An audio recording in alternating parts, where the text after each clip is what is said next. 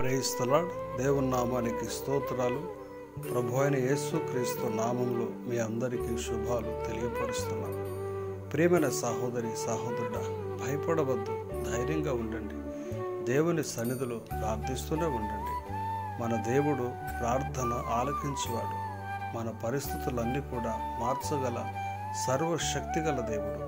మన చీకటిని వెలుగుగా మారుస్తున్నాడు. మన దుఃఖాన్ని సంతోషంగా మారుస్తున్నాడు.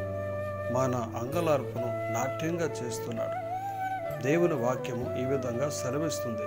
కీర్తనలు 30:11 నా ప్రాణము మౌనంగా నుండక నిన్ను కీర్తించినట్లు నా అంగలార్పును నీవు నాట్యముగా మార్చి ఉన్నావు.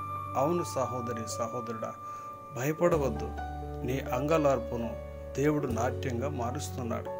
అనేక రోజులుగా, నెలలుగా, సంవత్సరాలుగా నీవు అంగలారుస్తూనే ఉన్నావు. కన్నీరు విడిచి ప్రార్థిస్తూనే ఉన్నావు.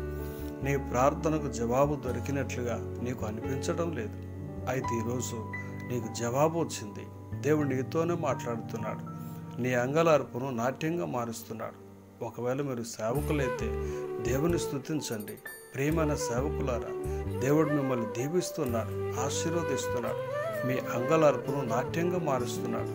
మీ దుఃఖాన్ని సంతోషంగా మారుస్తున్నాడు.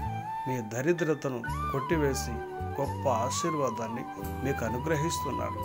దేవుని వైపు తిరిగి ప్రార్థించండి. భయపడక దేవుని స్తుతించండి. దేవుడు తప్పకుండా మీ కుటుంబాన్ని దీవిస్తాడు. మీ కొరకు అనేకమైన మేళ్ళు ప్రభు పాద సన్నిధిలో ఉన్నాయి. ఈ రోజు నుండి ఆ మేళ్ళన్నీ అనుభవించాలని ఆయన కోరుతున్నాడు.